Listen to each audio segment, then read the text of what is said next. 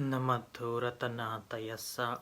May I pay homage to Triple Gem, the Buddha, Dhamma, and the Sangha. My respect goes to my parents and my teachers. Hello, good evening, everyone.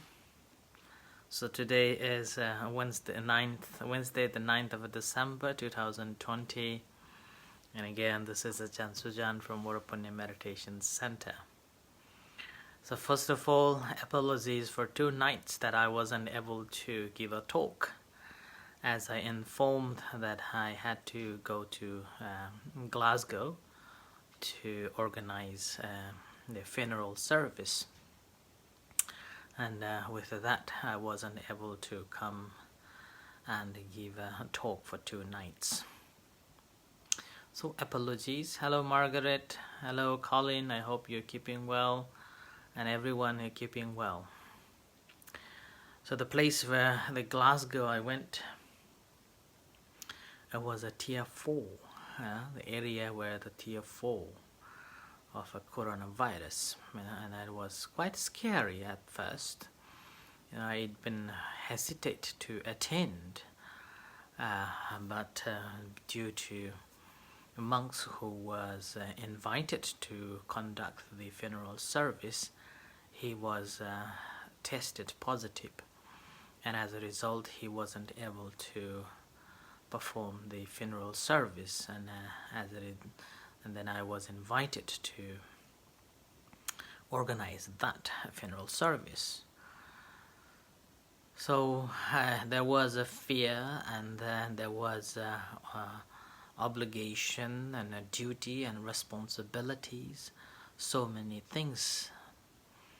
So with that in mind, I decided to go down and help out with the funeral service.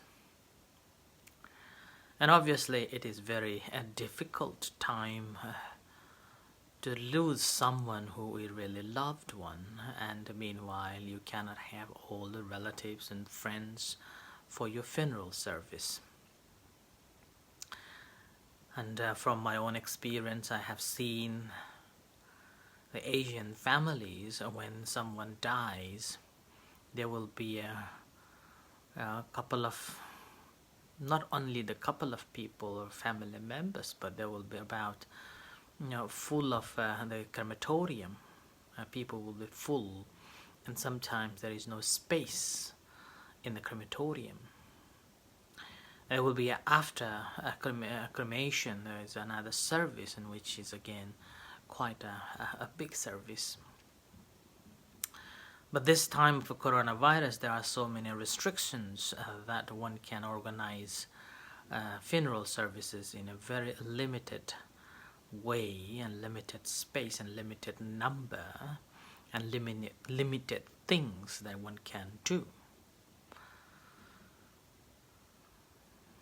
So I was invited to that ceremony, and obviously this is my first ever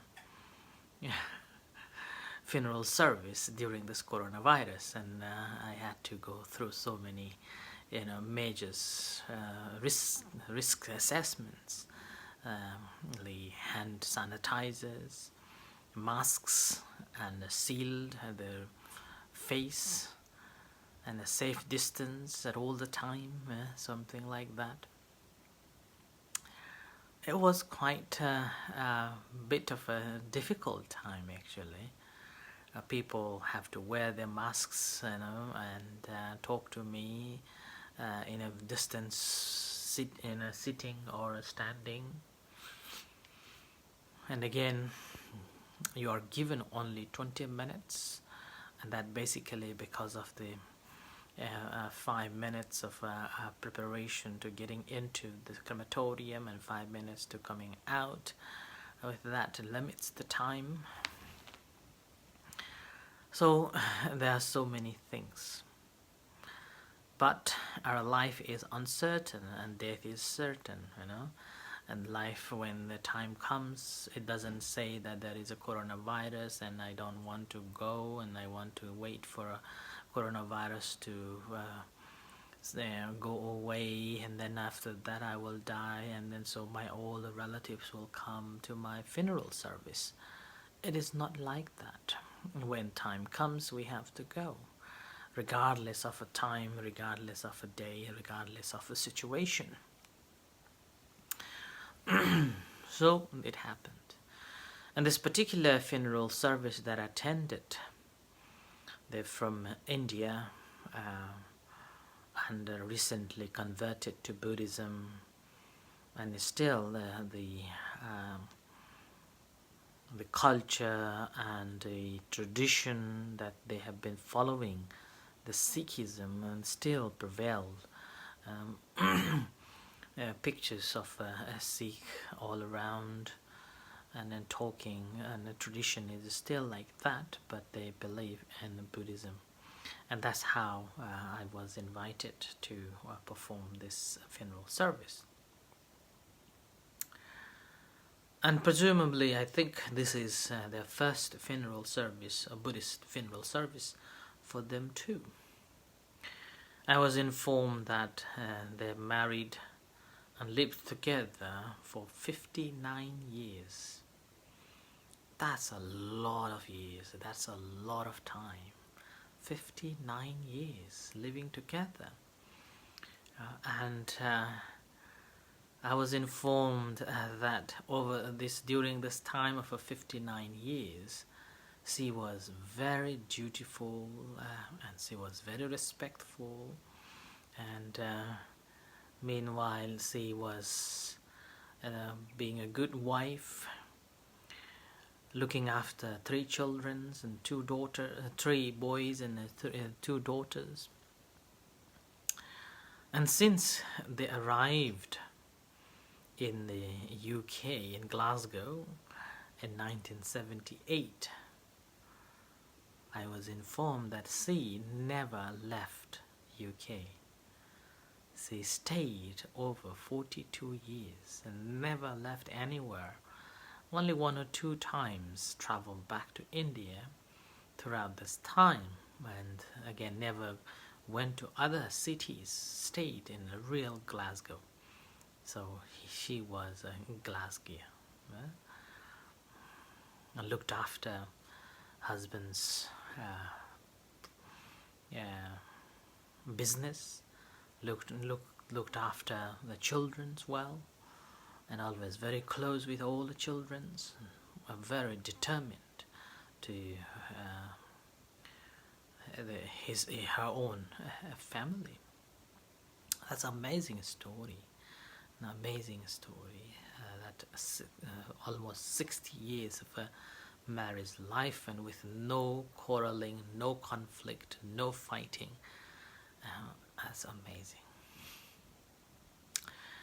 So that was the funeral service, and for the first time ever as well, that I was giving a 2-language service, Hindi in Indian language and English language. In the past, I try not to add any other extra languages whenever I'm giving a talks, whether how hard it is. It doesn't matter how hard to express. I was always conscious about not to employ any other other language. Suppose when I'm speaking in English, I try not to have any other languages adding in. Similarly, if I'm talking in Thai, again, I try not to have any English words coming in. Similar to the Nepalese, I try not to have any English words in there. However, it was my first time I had to give combination of English mixing with the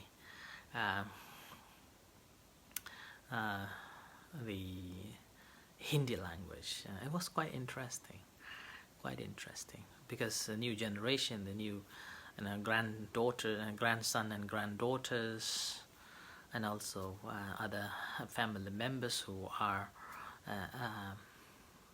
British, they do not understand Hindi, so as a result I had to combine these 2 languages like that.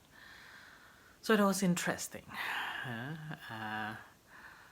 Again, because of the tier 4, the place where I went, and despite of a social distance, and despite of all the measures and the cautions, there was a fear of a sense of a fear of having this coronavirus. But we never know. At the moment, it's just just a careful and checking all the things. What's going to happen?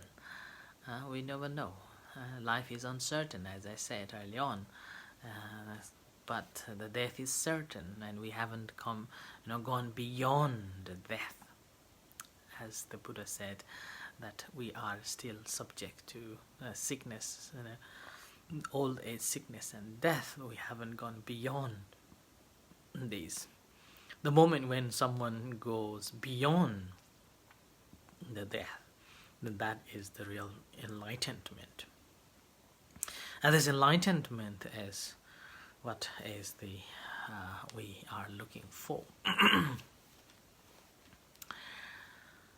In relation to the talks, the stories that I left on Sunday evening, I was talking about the 5 gradual teachings that the Buddha gave to the Yesa, the young man, and after gave all these 5 gradual teachings, this young man becomes so confidence in the teachings of the Buddha, and the very moment when his mind was just receptive to the teachings of the Buddha, and the Buddha again then taught the Four Noble Truths, and which is obviously, for 3 months I've been talking about the Four Noble Truths, the truth about the suffering, the truth about the cause of the suffering, the truth about that there is a cessation of a suffering, and the end is the truth about there is a way that one can go and walk through it,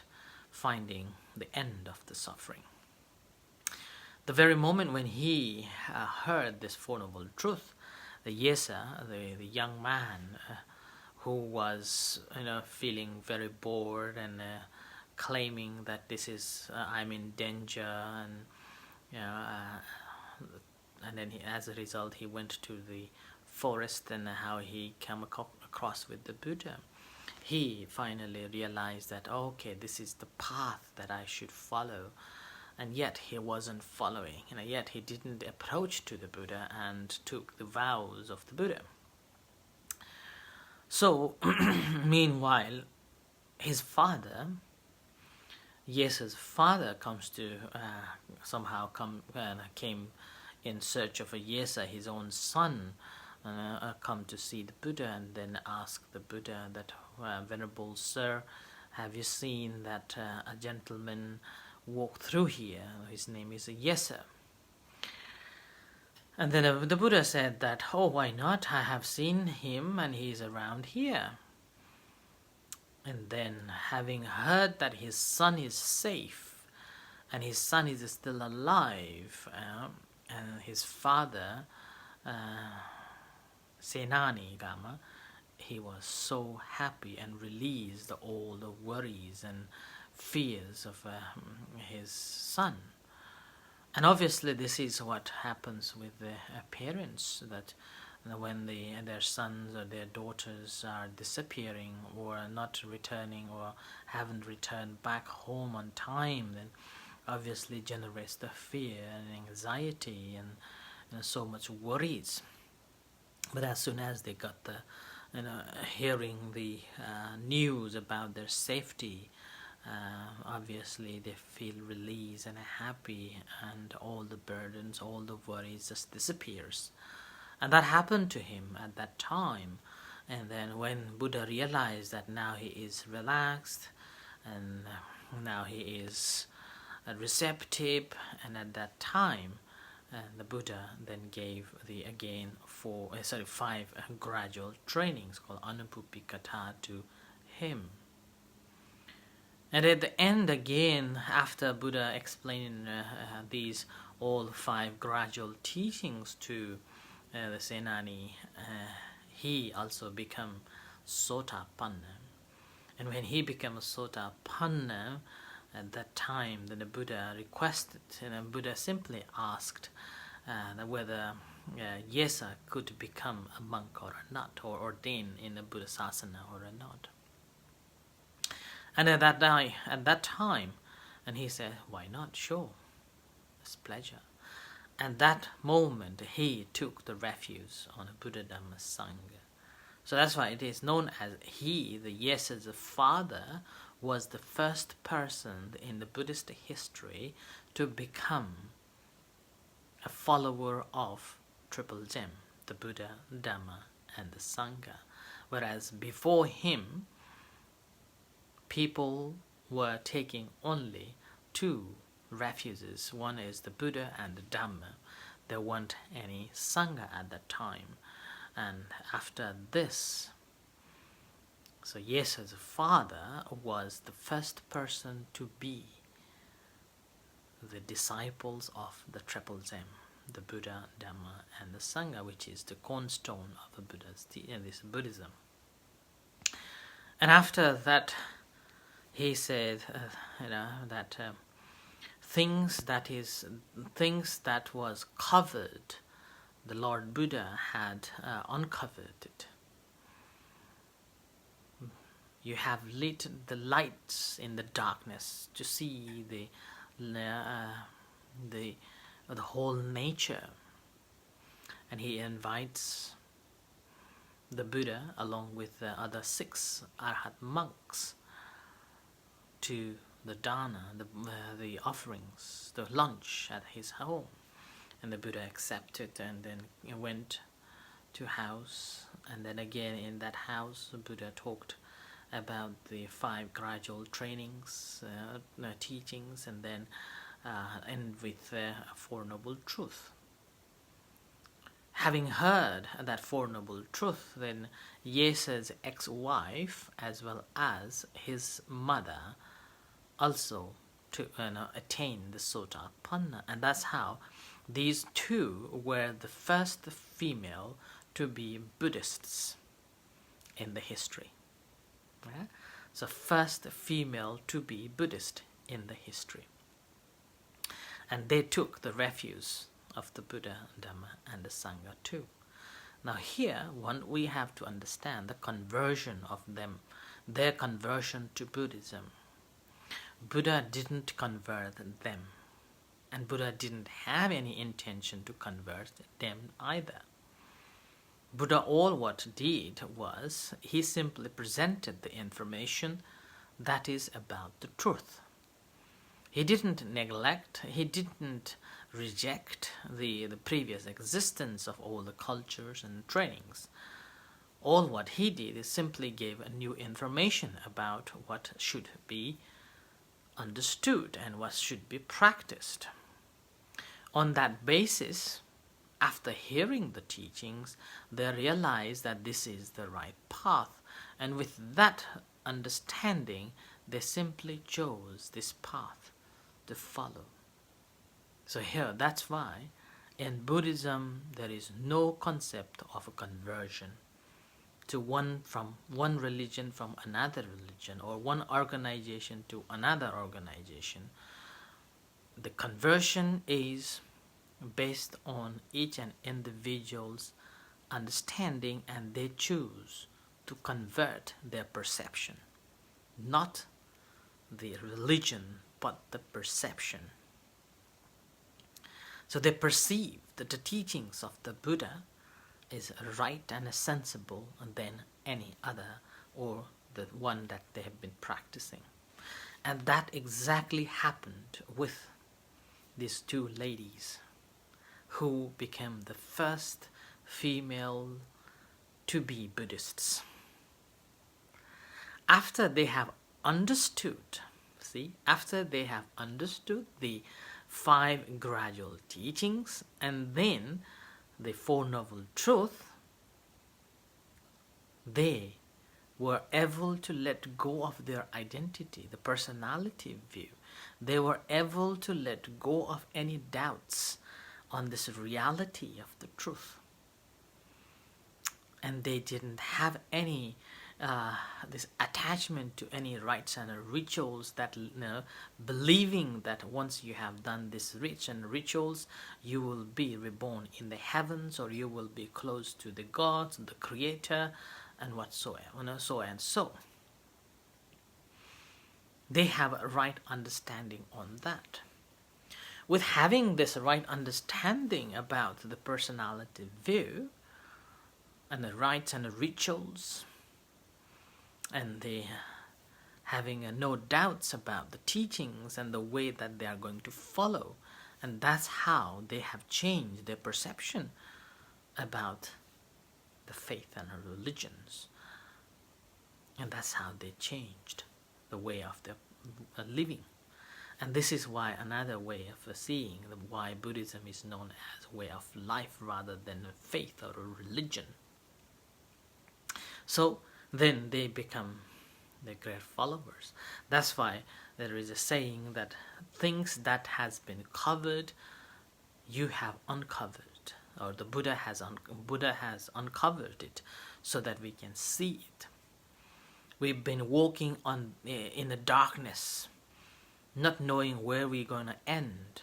Now you have lighted the candle, this light, which has given the hope and the sign, see the end of the tunnel. And we've been working this samsara of the darkness, and because of your teachings have seen it. And now on, please accept me, or accept us as the followers of a Triple Zim. So that's how these two women become the first disciples of the Buddha. Basically became a first Buddhists, women Buddhists. Okay? And that's how the whole the dispensation of Buddha gradually spreading. And this is within within the very short time of 3-4 months time after the Buddha enlightened. Like last week, Sunday, when I was giving a talk, and one of the gentlemen asked me about the conversion and also agitation, and which when someone newly convert into one religion, from one religion to another, they become a very fundamentalists, very extremists. And in that case, what one should do, and this here, when you become extremists and fundamentalists, what happens is that you take things as absolute truth, and you fully dedicate and attach to it. And with this, there will be a lot of agitation that if one is not practicing in accordance with it, or not according to what they have understood, then there will be a lot of agitation, not only to their own fellow members, but also to others as well. Okay, so that's in this case what the Buddha was talking is that the moment when you become an extremist, then you have lost the plot. But when you understood the teachings of the Buddha, that moment you will be opening your heart to accept every attitude, every faith, every views with open-minded. You will be not complaining. You will be not going into the critics, right and wrong. Basically, you will be able to accept what they think. You will be able to celebrate their understanding, and then okay, you understand this far, that's fine, but there is something more if you would like to learn. And this is how Buddhism spread. This is how we should be able to understand what the teachings of the Buddha is about. So Buddha's teachings is about not quarreling, not agitation, and it is not about blaming one to another, and it is not about converting from one organized religion to another. It is you who change the perception and ability to open your heart and mind to observe and accept and respect everyone in an equal way, beyond the boundaries. There are no boundaries at all. So that is what is the teachings of the Buddha about. So I end here with this, that small reflection on the conversion is you convert your perception rather than converting from one organized religion to another religion and breaking the boundaries. That is the message. So thank you very much for listening, everyone, and with a few moments time we're going to have a evening chanting and guided meditation. You're most welcome to join with us. Until then, good night and see you shortly. Thank you. Sadhu.